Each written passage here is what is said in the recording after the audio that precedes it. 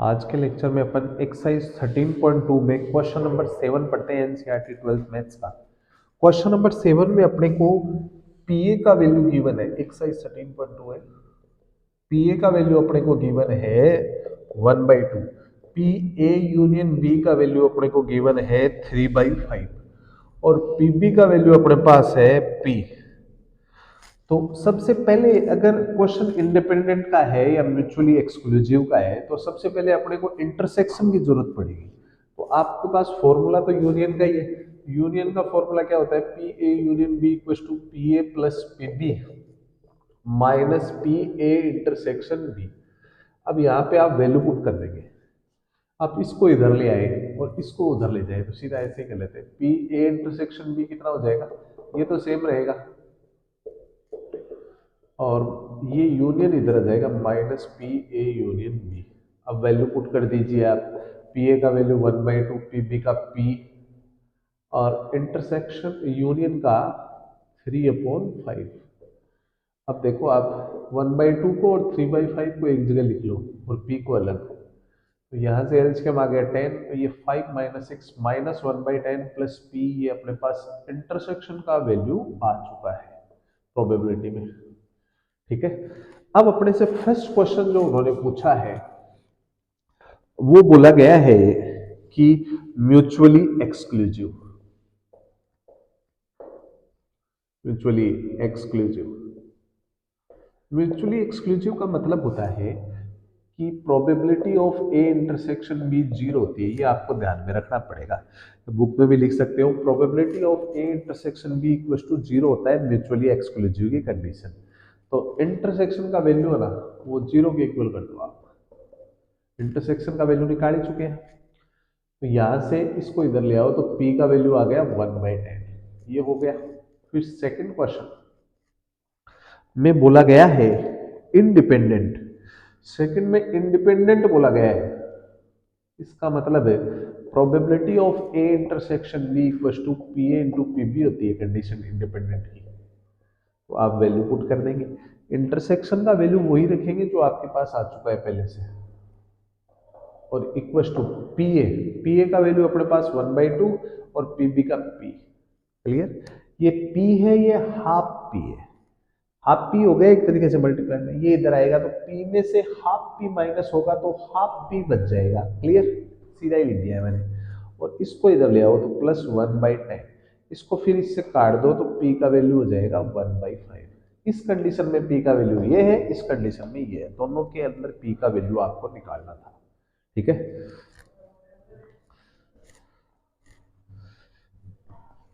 Next question करते हैं।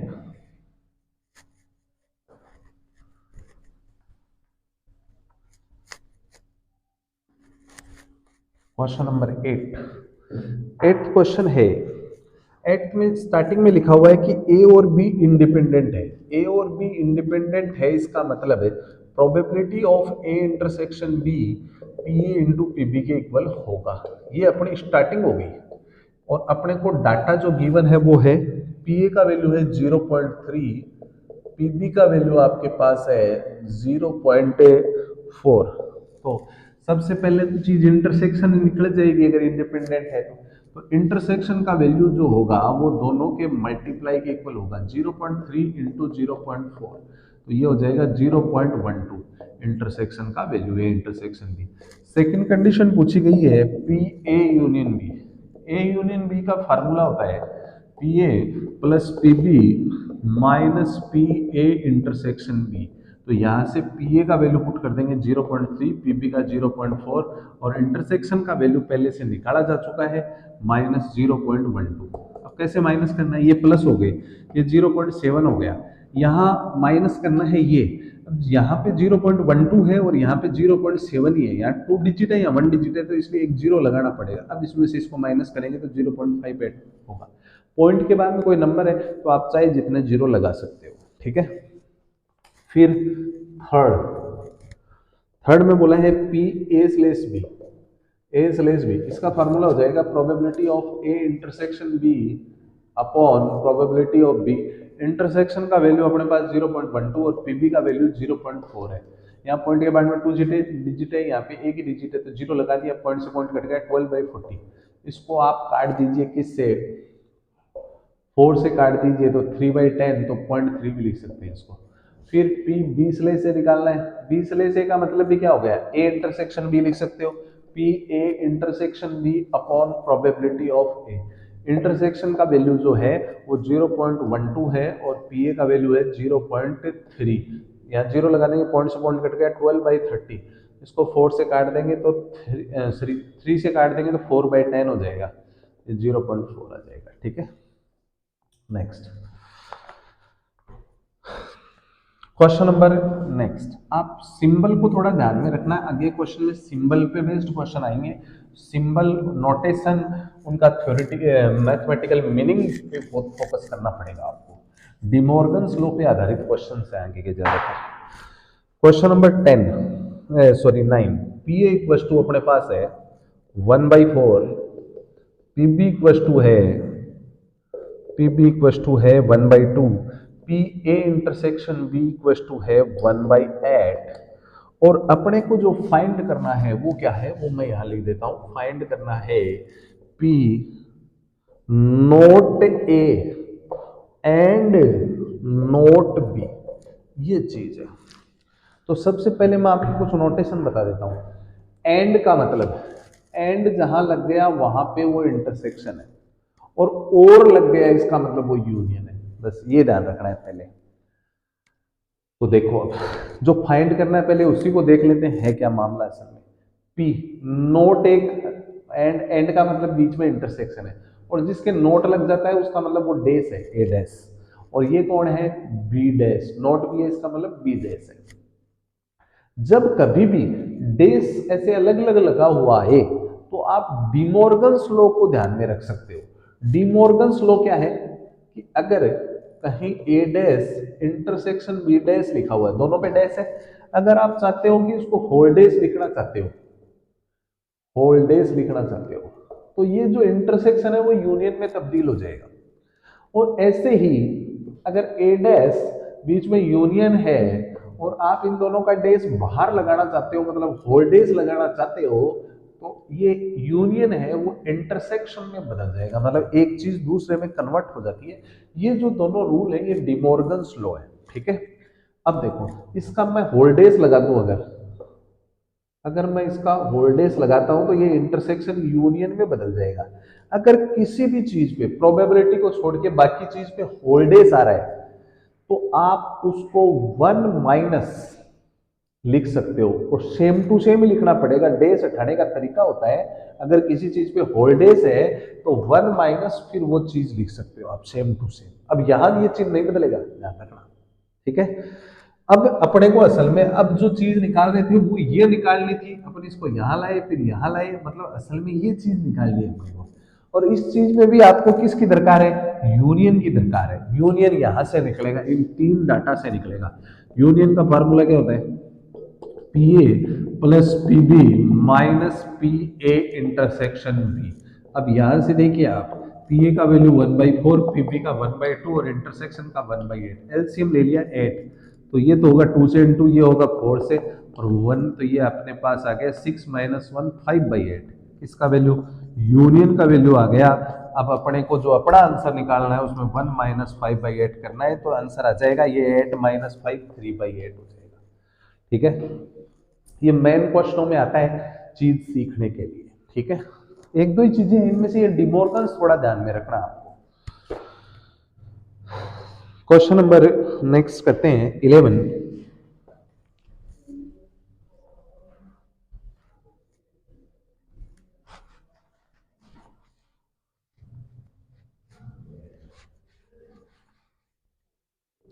Question number 11 है, सॉरी 10 है।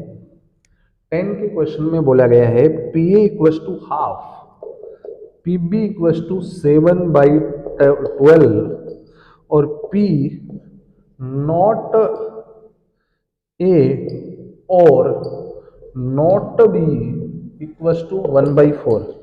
और अपने को बताना है कि इंडिपेंडेंट है या नहीं, इंडिपेंडेंट है या नहीं इसके बारे में बताना है। तो सबसे पहले जो चीज बतानी है उस पर वर्क होना चाहिए अपना। तो अपने को ये चीज बतानी है, इसका मतलब आपके पास पी ए इंटरसेक्शन बी है वो P A into P B के इक्वल आना चाहिए। क्लियर? मतलब अपने को वैल्यू नहीं निकालनी किसी की इंडिपेंडेंट है या नहीं है, मतलब इसकी लेफ्ट साइड और राइट साइड बराबर आनी चाहिए, इक्वल आनी चाहिए। तो सबसे पहले पी ए का वैल्यू रख दो यहाँ पे 1/2, पीबी का 7/12 है। अब अपने को दरकार किसकी है? इंटरसेक्शन की। इंटरसेक्शन यहां से निकलेगा। कैसे निकलेगा मैं बताता हूं। इसको देखो, लिखने का स्टाइल आपको पता होना चाहिए। नोट ए का मतलब ए डैश, नोट बी का मतलब बी डैश, बीच में और है, और का मतलब होता है यूनियन। ठीक है? और का मतलब क्या हो गया? यूनियन। लेकिन जब आप इसके ऊपर होल्डेस लगाओगे तो ये यूनियन इंटरसेक्शन में तब्दील हो जाएगा, और जब इसका आप डेस हटाओगे तो ये 1 माइनस हो जाएगा। और आपको असल में इंटरसेक्शन की दरकार है, इसलिए इसको इधर ले जाओ और ये उधर ले जाओ, तो ये तो हो जाएगा प्लस का, और ये क्या हो जाएगा? 1 माइनस 1/4। एलसीएम लोगे तो 4 माइनस 1 3/4। इंटरसेक्शन का वैल्यू आ गया 3/4। वैल्यू आप यहाँ पे रख दीजिए।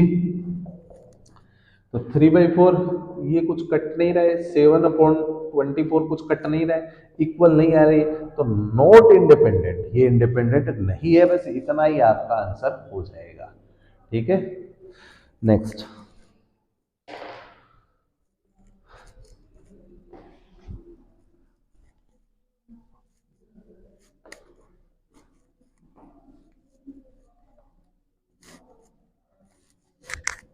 Question number 11।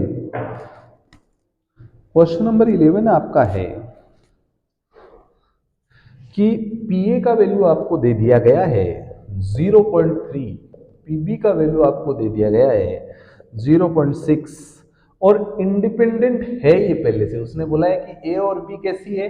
इंडिपेंडेंट है। पहली बात उसने यही बोल दी। इंडिपेंडेंट बोलते ही अपने एक फायदा हो गया क्या?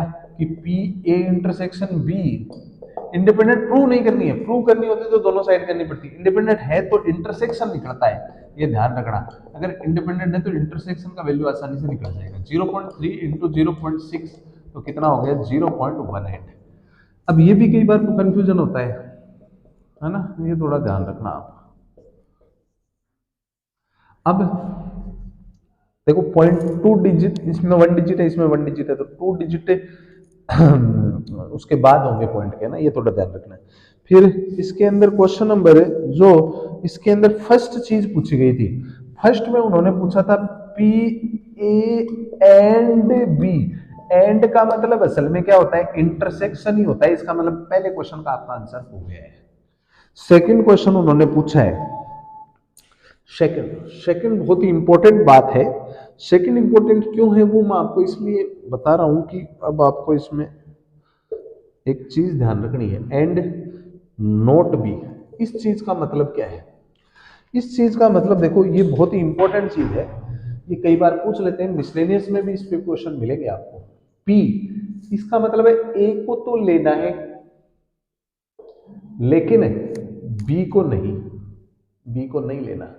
अब सिचुएशन कैसे बढ़ती है मैं बताता हूं आपको। ये कोई सेट ए है, ये कोई सेट बी है, ठीक है? ये दोनों इंटरसेक्ट हो गए। इंटरसेक्ट का मतलब मिल गए आपस में कितनी भी डिस्टेंस पर। तो ये जो मैं ग्रीन कलर से लिख रहा हूं इसका मतलब होता है ए इंटरसेक्शन बी। क्लियर? और बाय द वे अगर अपन इस ग्रीन वाले हिस्से को अगर मिटा दे तो ये जो सारी जगह है, इस पूरी जगह का नाम होता है ए यूनियन बी। समझ गए? ए यूनियन बी असल में निकला कैसे, इसका फार्मूला भी देखिए आप। ए, पहले ए आया फिर बी आया, दोनों को ऐड किया, फिर किसको हटाया? इंटरसेक्शन को हटाया तो यूनियन बढ़ गया। ये यूनियन का फार्मूला ऐसे ही बढ़ता है, पी लगा लेना साथ में। ठीक है? अब देखो बात आती है इस चीज की। अपन असल में चर्चा इस चीज पे करना चाहते थे। मतलब अब देखो क्या लेना है अपने को। इसने बोला यहां ये अपना मेन पार्ट है, इसमें ए को तो लेना है लेकिन बी को नहीं लेना। इसका मतलब है ये जैसे ए है ये बी है, तो अगर मैं ए को पूरा ले लेता हूं, ये यहां से यहां तक का, तो ये ग्रीन पार्ट भी आ जाएगा ए में, तो और ग्रीन पार्ट में तो बी का भी तो योगदान है, इसलिए मेरे को अकेला ए लेना है। इसका मतलब है अकेला ए लेना है, केवल बी को नहीं लेना। मतलब ये जो मैंने अब ब्लैक किया है ना, ये पार्ट लेना है असल में। मतलब इसमें ए ही आएगा, बी नहीं आएगा। तो ब्लैक पार्ट असल में निकला कैसे? ब्लैक पार्ट कैसे निकला? पहले पूरा ए था, मेरे को इतना ही निकालना है, ध्यान रखना, इस ग्रीन पार्ट को छोड़ के ए में से। तो ए में से ये ग्रीन पार्ट माइनस होगा तभी तो इतना निकलेगा, ओनली ए। तो माइनस ए इंटरसेक्शन बी, ये इसकी डेफिनेशन हो गई। मैं प्रोबेबिलिटी लगा देता हूं, प्रोबेबिलिटी में चल रहा है तो मामला, ठीक है। बस अब वैल्यू रखनी है और कुछ नहीं है। पी ए का वैल्यू 0.3 और इंटरसेक्शन का वैल्यू 0.18। अब ये माइनस होंगे नहीं तो यहाँ 0 लगाना पड़ेगा, तो ये अपने पास आ जाएगा 0.12। फिर अपने पास थर्ड क्वेश्चन है। थर्ड में पूछा गया है पी ए और बी। और का मतलब होता है यूनियन, और यूनियन का फॉर्मूला तो आपको आता ही है, P A plus P B minus P A intersection B. P A का वैल्यू अपने पास 0.3, इसका 0.6 और इंटरसेक्शन 0.18। तो ये हो गया 0.9 माइनस 0.18। माइनस हो नहीं पाएगा इसलिए यहाँ 0 लगाना पड़ेगा। अब माइनस हो जाएगा तो 0.72। नेक्स्ट फोर्थ में बोला गया है नाइदर, एक बहुत ही बड़ा confusion, neither nor, neither A nor be. देखो नाइदर का मतलब सीधे सी बात है डेस होता है, नॉट होता है। नाइदर का मतलब नॉट, मतलब ए नहीं, और नॉर का मतलब भी नॉट ही होता है, तो बी भी नहीं। अब कई स्टूडेंटों की ये डाउट रहता है सर इसमें और आ रहा है, और आ रहा है, तो और का तो सिंबल यूनियन होता है। अरे ये और नहीं है, ये पूरा वर्ड पढ़ना है एक साथ, नोर है। तो इसका मतलब यहां बीच में और की तरफ आप कंफ्यूजन में नहीं आए कि और का मतलब यूनियन करना है। इसमें और नहीं है, नोर है, मतलब और नहीं है, मतलब और नहीं है, नो और। समझ गए क्या? इसको नो और पढ़े आप, नो और मतलब और नहीं है, इसका मतलब यूनियन नहीं है, तो बीच में क्या है असल में इंटरसेक्शन है। बहुत ही इंपॉर्टेंट बात, ठीक है। नो और पढ़ना है इसको। अब इसको कैसे लिखेंगे? पी ए, बीच में इंटरसेक्शन का यूनियन बदल जाएगा और होल्डेज लग जाएगा। अब होल्डेज कैसे हटाएंगे? 1 माइनस कर देंगे ए यूनियन बी, और यूनियन का वैल्यू अपन ने पहले से निकाल रखा है 0.72, माइनस करेंगे तो 0.28 आ जाएगा। क्लियर? नेक्स्ट अच्छा क्वेश्चन है ये, इसमें सारी बातें आ गई है बाकी के जो क्वेश्चनों की अपन ने की है। देखिए अब नेक्स्ट क्वेश्चन करते हैं 12।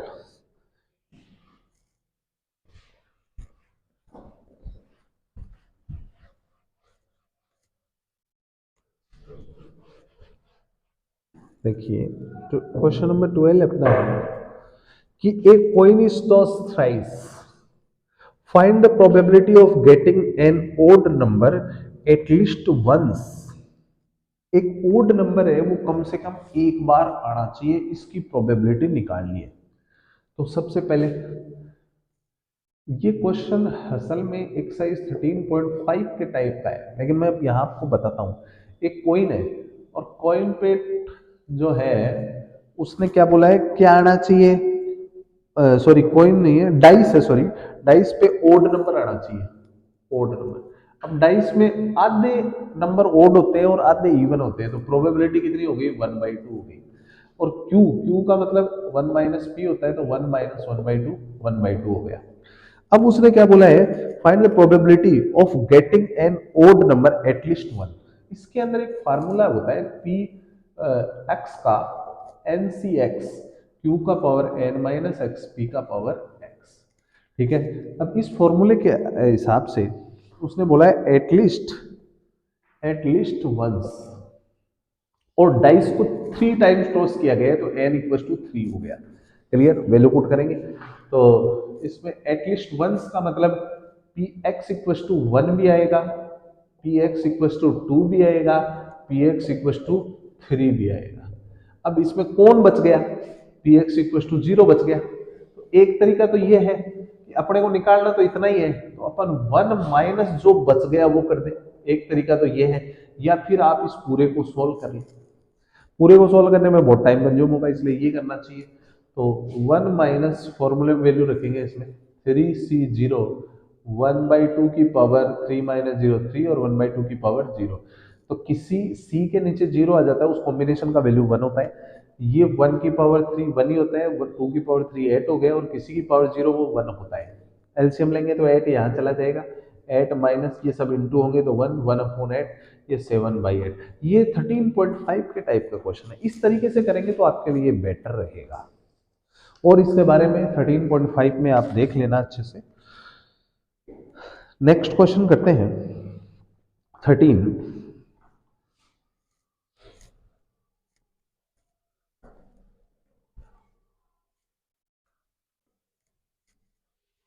क्वेश्चन नंबर 13 है, 2 balls are drawn at random without replacement. एक वर्ड आया है, सॉरी विद रिप्लेसमेंट वर्ड आया है, विद रिप्लेसमेंट। 2 balls ड्रॉ करनी है, 2 balls ड्रॉ, और अपने पास उस बॉक्स में 10 तो ब्लैक बॉल है और 8 रेड बॉल है। 2 बॉल निकालनी है, सीधा मल्टीप्लिकेशन थ्योरम का क्वेश्चन है, तो इंडिपेंडेंट वगैरह की कोई बात है नहीं इसमें। उसने बोला है फर्स्ट कंडीशन में बोथ आर रेड, दोनों बॉल रेड होनी चाहिए, तो प्रोबेबिलिटी किसकी होगी, आर आर, रेड रेड की होगी। तो बोलिए टोटल इसमें अपने पास होगी 18, तो 8 अपॉन टोटल 18। अब जो एक रेड निकाली ना वो वापस उसी में रख दी, अब वापस रेड 80 है और टोटल 18 ही है। सेकंड में बोला है first black and second red. देखिए तो फर्स्ट ब्लैक बी और सेकंड रेड मतलब आर, तो ब्लैक कितनी है 10 अपॉन टोटल 18, विद रिप्लेसमेंट है इसका मतलब वापस रख दी। अब दूसरी रेड निकालनी है, रेड 8 है और टोटल 18 ही रहेगी, आप मल्टीप्लाई कर लीजिए। और थर्ड अपने पास क्वेश्चन है 1 is black and other is red, other is red. इसमें क्या है 1, जैसे मान लो हो सकता है वो पहली भी ब्लैक हो तो दूसरी रेड होगी, एक ब्लैक एक रेड होनी चाहिए, या ऐसे भी हो सकता है कि फर्स्ट वाली रेड हो दूसरी ब्लैक हो, तो 2 कंडीशन बन गई, इसके बीच में क्या आ गया प्लस। पहले इसकी प्रोबेबिलिटी लिखो, इसकी तो ये लिखी रखी है अपन ने, अब इसकी लिखेंगे तो पहले अगर रेड निकल गई, ये फ्रेश वापस करेंगे, रेड निकल गई तो 8/18 और ब्लैक निकली तो 10/18। इनका एलसीएम वगैरह लेके आप कर लेना, या दोनों ये सेम ही चीज है। क्वेश्चन नंबर 14 करते हैं।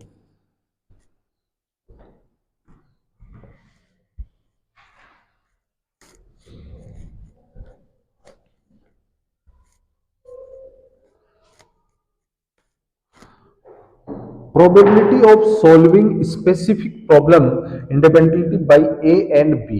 तो सोल्व करने की, क्वेश्चन नंबर 14 है, सोल्व करने की प्रोबेबिलिटी दे रखी है, A की दे रखी है 1/2 और B की दे रखी है 1/3, ये सोल्व की दे रखी है।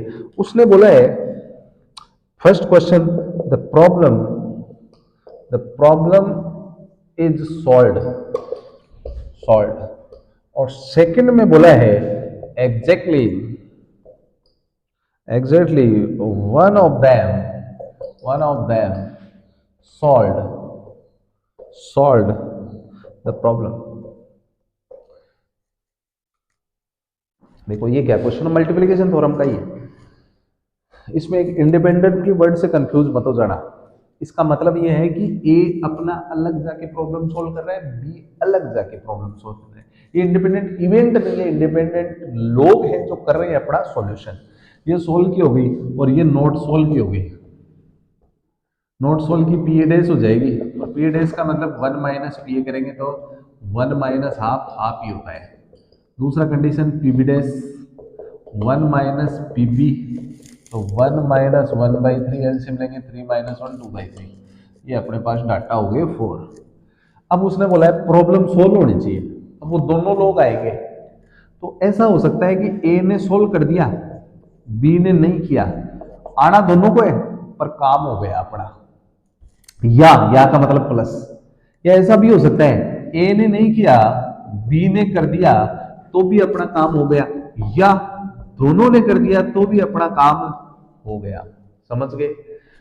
अब इतनी कंडीशन बनेगी, प्रॉब्लम सॉल्व होनी चाहिए थी, वैल्यू पुट कर देंगे। तो ये अपना हो गया 1/2 और ये हो गया 2/3। ये अपना हो गया 1/2 और ये 1/3। ये 1/2 इंटू 1/3।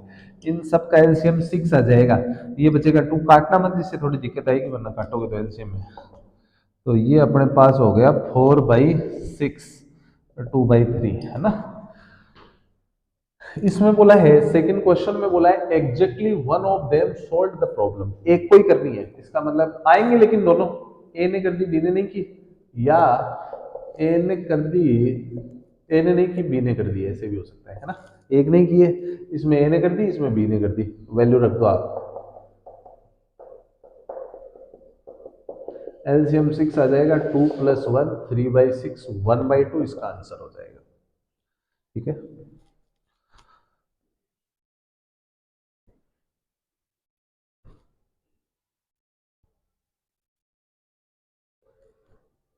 नेक्स्ट करते हैं question number 15।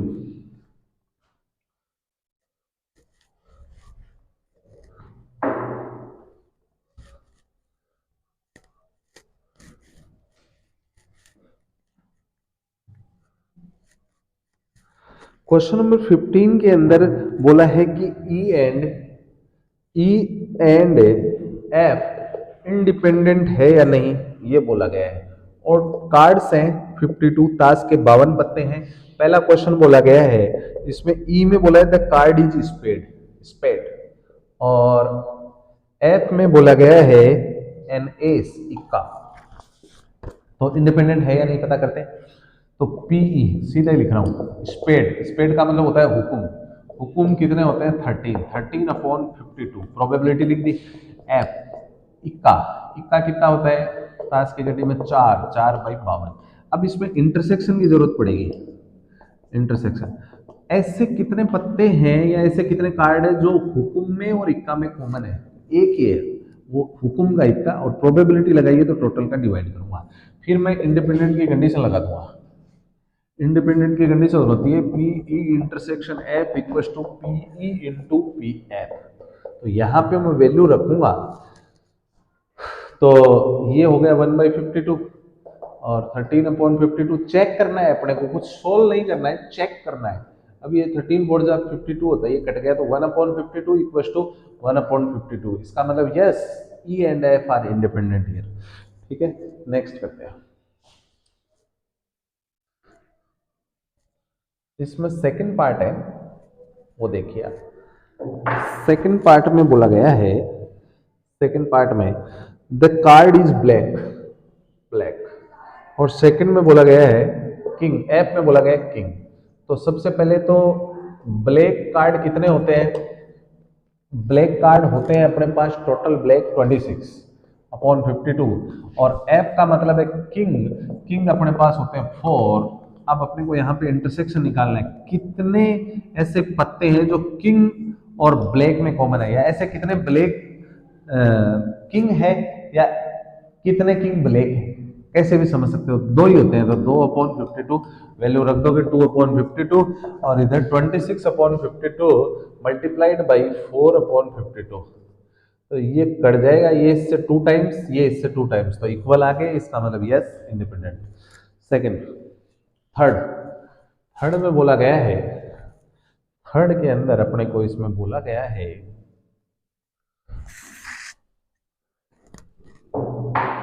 The drawn card is king और क्वीन, किंग और क्वीन, और यहां पे क्वीन और जैक, क्वीन और जैक। बोलो किंग और क्वीन मिला के कितने हो गए 8/52, और एफ क्वीन और जैक मिला के कितने हो गए 8/52। इंटरसेक्शन कितना आ गया इन दोनों में, कॉमन, कॉमन 4, क्वीन कॉमन हो गई दोनों में, तो 4/52। अगर मैं यहाँ पे प्रोबेबिलिटी लगा देता हूँ तो वैल्यू रखेंगे 4/52, 8/52 मल्टीप्लाइड बाई 8/52। इसको काट देते हैं, 4 से काट देते हैं, ये 2 ये 13, ये 2 ये 13, तो ऊपर तो हो गया 4, नीचे हो गया 169, 4/52 इक्वल नहीं आया, इसका मतलब no, E and F are not independent. Question number 16 करते हैं।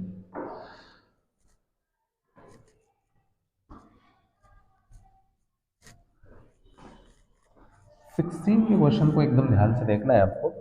16 में है कि इन ए हॉस्टल 60% स्टूडेंट रीड हिंदी। मैंने हिंदी को ए मान लिया है, हिंदी को ए मान लिया, थोड़ा ध्यान रखना। और इंग्लिश को मैंने मान लिया है बी, इंग्लिश को मैंने बी मान लिया है। अब थोड़ा आसान रहेगा, क्यों रहेगा मैं बता रहा हूं आपको।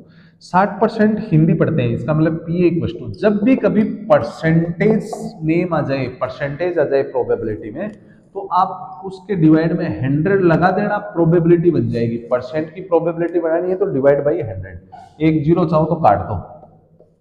इंग्लिश कितने पढ़ते हैं 40%, तो 40/100, तो ये हो गया 4/10, ये हो गया 6/10। अब उसने क्या बोला है 20% रीड बोथ हिंदी एंड आगे इसका मतलब इंटरसेक्शन हिंदी एंड इंग्लिश, तो ये 20% है, डिवाइड 100 लगा देंगे तो ये प्रोबेबिलिटी बन जाएगा। अब उसने बोला है फर्स्ट क्वेश्चन बोला है, फर्स्ट में तो अपनी कोई प्रॉब्लम है ही नहीं। उसने ये बोला है कि नाइदर हिंदी नोर इंग्लिश, नाइदर हिंदी नोर इंग्लिश, नोर का मतलब नो और, मतलब और नहीं है, बीच में इंटरसेक्शन है। क्लियर? तो ये कैसे होगा, इसको करने के लिए अपने को पी ए बी और डेस लगाएंगे तो ये इंटरसेक्शन यूनियन में तब्दील हो जाएगा, और डेस हटाने के लिए 1 - पी ए यूनियन बी करना पड़ेगा। इसका मतलब मेरे को सबसे पहले यूनियन की दरकार है, और यूनियन निकलेगा यहां से। यूनियन का फॉर्मूला होता है P A plus P B minus P A intersection B, और वैल्यू पुट करेंगे पी ए का 6/10, 4/10 माइनस 2/10, तो ये हो गया 10 - 2 8/10 हो गया। यूनियन का वैल्यू यहां रख देंगे, 1 - 8/10 एलसीएम लेंगे तो 10 - 8 2/10। बी क्वेश्चन में बोला गया है, देखो ये 13.1 का क्वेश्चन है B. If C read Hindi newspaper find the probability English newspaper.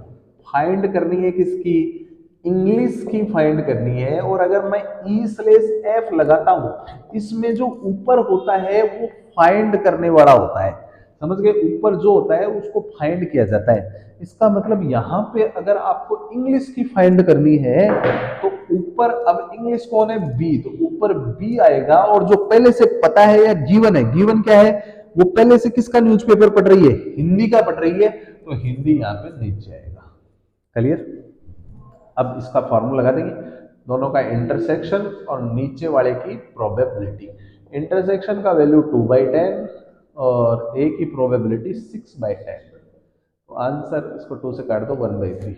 C option है, सी में सी वाला क्वेश्चन है find the probability C read Hindi newspaper. इस बार हिंदी की फाइंड करनी है, हिंदी की फाइंड करनी है, तो हिंदी जो है वो ए माना है मैंने ना, तो ऊपर ए आएगा। इस बार जो फाइंड करना होता है वो ऊपर आता है, सीधी सी बात है। दोनों का इंटरसेक्शन और नीचे वाले की प्रोबेबिलिटी, तो इंटरसेक्शन का वैल्यू अपने पास हो गया 2/10 और बी की प्रोबेबिलिटी हो गई 4/10। काट देंगे, ये भी 2 से कट जाएगा तो 1/2 इसका फाइनल आंसर हो जाएगा।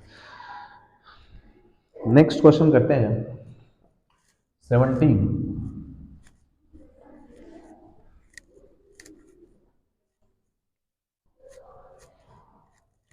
17th क्वेश्चन है the probability of even prime number, even prime number on each die when pair of a die is rolled. Die के पेयर को रोल करेंगे तो टोटल कंडीशन बनेगी आपके पास है, एक डाई पे 6, 2 डाई हो गए, पेयर का मतलब 2 डाई हो गए, तो टोटल 36। उसने बोला है इवन, इवन और प्राइम, एक ही ऐसा नंबर है जो इवन भी है और प्राइम भी है। प्राइम का मतलब होता है इसमें खुद के अलावा और किसी का डिवाइड नहीं जाना चाहिए। 1 का तो सब में जाता ही है, लेकिन और किसी का नहीं डिवाइड जाना चाहिए खुद के अलावा। तो वो इवन नंबर, वो प्राइम नंबर होता है। और साथ में ये एकमात्र ऐसा नंबर है जो प्राइम भी है इवन भी है। हालांकि प्राइम नंबर होते हैं 2, 3, 5, 7, 11, लेकिन इनमें बाकी सब प्राइम मोड होते हैं, लेकिन ये जो होता है वो इवन होता है। तो इवन प्राइम नंबर एक ही होता है, वो कौन है? 2। और उसने बोला है कि 2 ईच डाई पर मिलना चाहिए। इसका मतलब ब्रैकेट कैसा आएगा? 2, 2। और 2, 2 ब्रैकेट कितनी बार आता है जब सैंपल स्पेस जैसे अपन बढ़ाते हैं 1, 1, 1, 2 ऐसे, तो कितनी बार आता है? जैसे ये 6, 6 तक बढ़ता है, तो ये एक ही बार आता है, तो प्रोबेबिलिटी हो गई 1/36। क्लियर? सीधी प्रोबेबिलिटी। सेकंड, इसके अंदर एक क्वेश्चन और है, सॉरी 18 का, A and B are independent. अगर ए और बी इंडिपेंडेंट